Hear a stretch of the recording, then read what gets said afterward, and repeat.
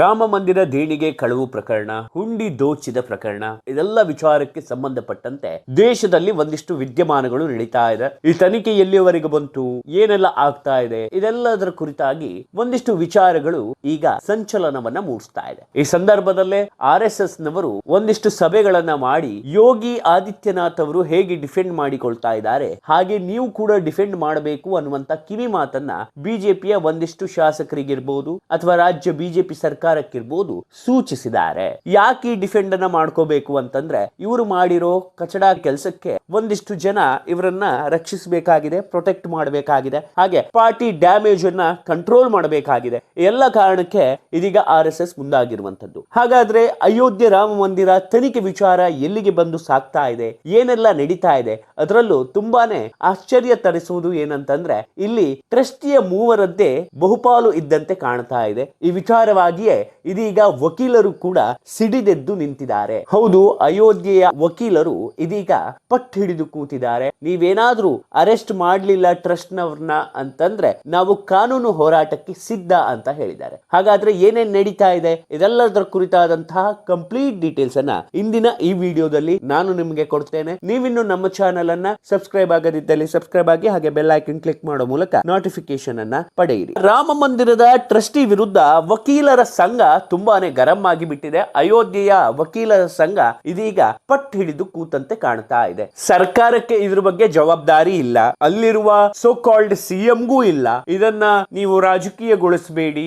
ರಾಮನ ಭಕ್ತರ ನಂಬಿಕೆಯ ಮೇಲೆ ಹೊಡಿತಾ ಇದ್ದೀರಿ ಅನ್ನೋ ರೀತಿಯಾದಂತ ಸೆಂಟಿಮೆಂಟ್ ಡೈಲಾಗ್ ಹೊಡ್ಕೊಂಡು ಕೂತಿದ್ದಾರೆ ಅಲ್ಲಿನ ಆಡಳಿತ ಪಕ್ಷದವರು. ಅಂತಂದ್ರೆ ಯೋಗಿ ಆದಿತ್ಯನಾಥ್ ಸರ್ಕಾರ ಈ ವಿಚಾರವಾಗಿ ತನ್ನ ನಿಲುವನ್ನ ಸ್ಪಷ್ಟಪಡಿಸ್ತಾ ಇಲ್ಲ. ಯಾಕಂತಂದ್ರೆ ಎಲ್ಲಿ ತೂರ್ಕೊಳಕ್ ಆಗತ್ತೆ ಅನ್ನೋ ರೀತಿಯಾಗಿ ಟ್ರೈ ಮಾಡಿದಂತೆ ಕಾಣ್ತಾ ಇದೆ. ಇನ್ನು ಮಂದಿರ ನಿರ್ಮಾಣದಲ್ಲಿ ಒಂದಿಷ್ಟು ಉಸ್ತುವಾರಿಗಳನ್ನ ವಹಿಸಿದ್ರು, ಒಂದಿಷ್ಟು ಟ್ರಸ್ಟ್ ಗಳಿದ್ವು. ಆ ಟ್ರಸ್ಟ್ ನಲ್ಲಿದ್ದ ಮಹಾನುಭಾವರೇ ಈ ಒಂದು ಹುಂಡಿ ಕಳವಾಗ್ಲಿಕ್ಕೆ ಕಾರಣ ಅನ್ನೋ ರೀತಿಯಾಗಿ ಈಗ ಸುದ್ದಿ ಬರ್ತಾ ಇರುವಂತದ್ದು. ಆದ್ರೆ ಇಲ್ಲಿ ಟ್ವಿಸ್ಟ್ ಏನಂತಂದ್ರೆ, ಇಲ್ಲಿ ಪೊಲೀಸರು ಏನ್ ಮಾಡಿದ್ದಾರೆ ಅಂತಂದ್ರೆ, ಸಣ್ಣ ಪುಟ್ಟ ವಿಚಾರ ಅಥವಾ ಸಣ್ಣ ಪುಟ್ಟ ಹುಂಡಿ ಕಳವು ಏನ್ ಮಾಡಿದ್ದಾರೆ ಅವ್ರನ್ನ ಮಾತ್ರ ಎಳ್ಕೊಂಡು ಹೋಗಿ ಅರೆಸ್ಟ್ ಮಾಡಿದ್ದಾರೆ. ಟ್ರಸ್ಟ್ ನಲ್ಲಿ ಅನೇಕ ದೊಡ್ಡ ತಲೆಗಳಿದೆ, ಆ ತಲೆಗಳನ್ನ ಟಚ್ ಮಾಡೋಕೆ ಮುಂದಾಗಿಲ್ಲ ಅನ್ನೋದು ಇದೀಗ ವಕೀಲರ ವಾದ. ಈ ದೊಡ್ಡ ದೊಡ್ಡವರನ್ನ ನೀವು ಬಿಟ್ಟಿದ್ದೀರಿ, ಸಣ್ಣ ಸಣ್ಣವ್ರನ್ನ ಮಾತ್ರ ಅರೆಸ್ಟ್ ಮಾಡ್ತಾ ಇದ್ದೀರಿ ಅನ್ನೋ ರೀತಿಯಾಗಿ ಈಗ ವಕೀಲರು ಸಿಡಿದೆದ್ದಿರುವಂತದ್ದು. ಈ ಮೂವರ ವಿರುದ್ಧ, ಅಂದ್ರೆ ಈ ಟ್ರಸ್ಟ್ ನಲ್ಲಿದ್ದಂತ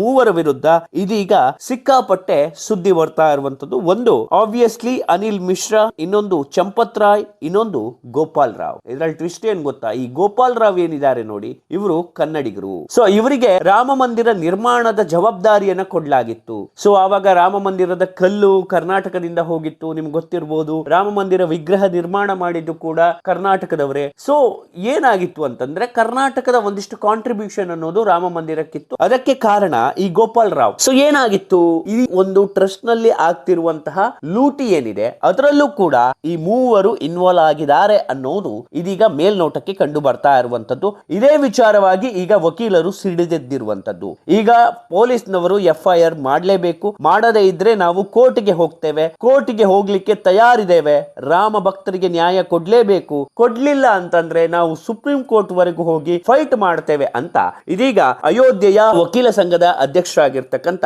ಕಾಳಿಕಾ ಪ್ರಸಾದ್ ಮಿಶ್ರಾ ಅವರು ಹೇಳಿಕೆ ನೀಡಿರುವಂತದ್ದು. ಇನ್ನು ಇದರಲ್ಲಿ ಮತ್ತೊಂದು ಟ್ವಿಸ್ಟ್ ಇದೆ. ಈ ಚಂಪತ್ ರಾಯ್ ಅಂತ ಏನಿದಾರೆ ನೋಡಿ, ಅವರ ಪಾಲು ಇದರಲ್ಲಿ ಬಹುಶಃ ದೊಡ್ಡದಾಗಿ ಕಾಣ್ತಾ ಇದೆ. ಯಾಕಂತಂದ್ರೆ ಅವರೇ ಸೇಫ್ ಗಾರ್ಡ್ ಮಾಡ್ತಾ ಬಂದಿರೋದು. ಯಾಕೆ ಕೇಳಿದ್ರೆ, ಈ ಚಂಪತ್ ರಾಜ್ ಅವರ ಕಾರ್ ಡ್ರೈವರ್ ಟೀನು ಯಾದವ್ ಏನಿದ್ದಾನೆ ಈ ಪ್ರಕರಣಕ್ಕೆ ಕಿಂಗ್ ಪಿನ್ ಅಂತಾನೆ ಹೇಳ್ಬಹುದು. ಯಾಕಂತಂದ್ರೆ ಅವನೇ ಕೊಟ್ಟ ಐಡಿಯಾ ಅಂತ ಮೇಲ್ನೋಟಕ್ಕೆ ಕಾಣ್ತದೆ. ಹುಂಡಿ ಹಣವನ್ನ ದೋಚಲಿಕ್ಕೆ ಪ್ಲಾನ್ ಮಾಡಿದ್ದೆ ಅವನು ಅನ್ನೋ ರೀತಿಯಾಗಿ ಈಗ ಕಾಣಿಸ್ಕೊಳ್ತಾ ಇರುವಂತದ್ದು. ನಂತರ ಏನಾಯ್ತು ಅಂತಂದ್ರೆ, ಅನಿಲ್ ಮಿಶ್ರಾ ಅನ್ನುವಂತ ಇನ್ನೋರ್ವ ಟ್ರಸ್ಟಿ ಇದ್ದಾರೆ ನೋಡಿ. ಇವರು ಟ್ರಸ್ಟಿ ಆದ ಮೇಲೆ ಇವರ ಸಂಬಂಧಿಕರ ಇವರ ಆಸ್ತಿಗಳು ಕೆಲವು ತಿಂಗಳುಗಳಲ್ಲಿ ಡಬಲ್ ಆಗಿ ಬಿಟ್ಟಿದೆ, 4 ಪಟ್ಟು ಜಾಸ್ತಿ ಆಗಿ ಬಿಟ್ಟಿದೆ. ಅಂದ್ರೆ ದೇವಸ್ಥಾನದ ಹಣ ಎಲ್ಲವೂ ಕೂಡ ಇವರ ಕೈವಶ ಆಗಿಬಿಟ್ಟಿದೆ. ಇನ್ನು ಕನ್ನಡಿಗ ಗೋಪಾಲ್ ರಾಯ್ ಅಯೋಧ್ಯೆ ರಾಮ ಮಂದಿರ ನಿರ್ಮಾಣದ ಉಸ್ತುವಾರಿಯನ್ನ ಈ ಹಿಂದೆ ವಹಿಸಿಕೊಂಡಿದ್ರು. ಸೊ ಗೋಪಾಲ್ ರಾಯ್ ಅವರಿಗೂ ಕೂಡ ಒಂದು ದೊಡ್ಡ ಜವಾಬ್ದಾರಿ ಇದೆ ಅಯೋಧ್ಯೆ ರಾಮ ಮಂದಿರ ವಿಚಾರವಾಗಿ. ಈಗ ಚಂಪತ್ ರಾಯ್ ಏನಿದ್ದಾರೆ ಅವರ ನೆಕ್ಸ್ಟ್ ಪೊಸಿಷನ್ ಅನ್ನೋದೇ ಗೋಪಾಲ್ ರಾಯ್ ಅವರ ಪೊಸಿಷನ್. ಅವರು ಕೂಡ ಈ ಒಂದು ಹಣ ಕಳವಾದ ವಿಚಾರವಾಗಿ ಅವ್ರು ಗೊತ್ತಿದ್ರು ಕೂಡ ಸುಮ್ನೆ ಕೂತಿದ್ರು. ಯಾಕೆ ಕೇಳಿದ್ರೆ ಅವರಿಗೂ ಒಂದಿಷ್ಟು ಕಮಿಷನ್ ಬರ್ತಿತ್ತೇನೋ, ಹಾಗಾಗಿ ಅವರು ಸುಮ್ನೆ ಕೂತಿದ್ರು. ಈ ಎಲ್ಲ ಕಾರಣಕ್ಕೆ ಅಲ್ಲಿ ವ್ಯವಸ್ಥಿತವಾಗಿ ನೇರವಾಗಿ ದೋಚುವಂತ ಪ್ಲಾನ್ಗಳು ಆಗಿಬಿಟ್ಟಿತ್ತು. ಸೊ ಏನಾಗಿತ್ತು ಅಂತಂದ್ರೆ ಅಲ್ಲಿರುವಂತ ಒಂದಿಷ್ಟು ಟ್ರಸ್ಟ್ಗಳು ಏನಿದೆ ಅದು ಪಾರದರ್ಶಕವಾಗಿ ಇರಲಿಲ್ಲ.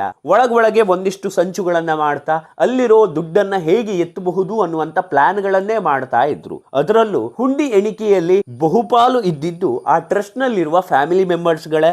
ಅವರ ಮೆಂಬರ್ಸ್ ಗಳು ಇರೋದ್ರಿಂದ ಅವರಿಗೂ ಕೂಡ ಸಪೋರ್ಟ್ ಮಾಡ್ಲಿಕ್ಕೆ ಈಸಿ ಆಯ್ತು, ದುಡ್ಡು ಎತ್ತಲಿಕ್ಕೂ ಕೂಡ ಅಷ್ಟೇ ಈಸಿ ಆಯ್ತು. ಇನ್ನು ಸೆಕ್ಯೂರಿಟಿ ವಿಚಾರದಲ್ಲಿ ಸಿಕ್ಕಾಪಟ್ಟೆ ಲೂಸ್ ಪೋಲ್ಸ್ ಗಳು ಇದಾವೆ. ಸಿಸಿ ಕ್ಯಾಮೆರಾಗಳು ಒಂದಿಷ್ಟು ಕಡೆಯಲ್ಲಿ ಹಾಕಿದ್ರು ಕೂಡ ಕ್ಲಿಯರ್ ಆಗಿ ಸಿಕ್ಕಿಲ್ಲ. ಒಂದಿಷ್ಟು ಡೇಟಾಗಳನ್ನು ಕೂಡ ಎರೇಸ್ ಮಾಡಲಾಗಿದೆ. ಇದರಲ್ಲಿ ಪೊಲೀಸರು ಕೂಡ ಭಾಗಿಯಾಗಿದ್ದಾರೆ ಅನ್ನೋ ಶಂಕೆ ಕೂಡ ಇದೀಗ ವ್ಯಕ್ತವಾಗಿರ್ತಕ್ಕಂಥದ್ದು. ಎಲ್ಲೋ ಒಂದ್ ಕಡೆ ಈಗ ವಕೀಲರು ಕೂಡ ಹೇಳೋದೇನಂತಂದ್ರೆ ಇಲ್ಲಿ ಪೊಲೀಸರು ಕೂಡ ಭಾಗಿಯಾಗಿದ್ದಾರೆ, ಪೊಲೀಸರಿಗೂ ಕೂಡ ಹಣ ಹೋಗಿದೆ, ಹಾಗಾಗಿ ಅವರು ಕೂಡ ತೆಪ್ಪಗೆ ಕೂತಿದ್ದಾರೆ. ಈ ಅಯೋಧ್ಯೆ ಮಂದಿರ ನಿರ್ಮಾಣವಾದ ನಂತರ ಟ್ರಸ್ಟ್ ಗಳ ವಿಚಾರವಾಗಿ ಒಂದಿಷ್ಟು ಅಸಮಾಧಾನ ಸ್ಥಳೀಯರಿಗಿತ್ತು. ಯಾಕಂತಂದ್ರೆ ಈಗ ಅಯೋಧ್ಯೆಯಲ್ಲಿ ಒಂದು ರಾಮ ಮಂದಿರ ನೀವು ನಿರ್ಮಾಣ ಮಾಡ್ತೀರಿ ಅಂತಂದ್ರೆ ಅಲ್ಲಿನ ಆಡಳಿತ ಚುಕ್ಕಾಣಿಯನ್ನ ಅಲ್ಲಿನ ಸ್ಥಳೀಯರಿಗೆ ಕೊಟ್ರೆ ಅಥವಾ ಅಲ್ಲಿನ ಸ್ಥಳೀಯ ಧಾರ್ಮಿಕ ಮುಖಂಡರಿಗೆ ಕೊಟ್ರೆ ಅದು ತುಂಬಾನೇ ಉಪಯುಕ್ತ ಅಂತ ಹೇಳೋದು ವಾಡಿಕೆ. ಬಿಕಾಸ್ ಈಗ ನಮ್ಮೂರಲ್ಲೇ ಯಾವುದೋ ಒಂದು ದೇವಸ್ಥಾನ ಆಗ್ತಿದೆ ಅಂತಂದ್ರೆ ಅದಕ್ಕೆ ಸ್ಥಳೀಯ ಧರ್ಮಾಧಿಕಾರಿಗಳು ಇರ್ತಾರೆ. ಯಾಕಂತಂದ್ರೆ ಅವರಿಗೆ ಅದ್ರ ಬಗ್ಗೆ ನಾಲೆಜ್ ಇದ್ದಂತವ್ರು ಹಾಗೆ ಸ್ಥಳೀಯವಾಗಿ ಒಂದಿಷ್ಟು ಕನೆಕ್ಷನ್ ಇದ್ದವರು ಮಾಡಿದ್ರೆ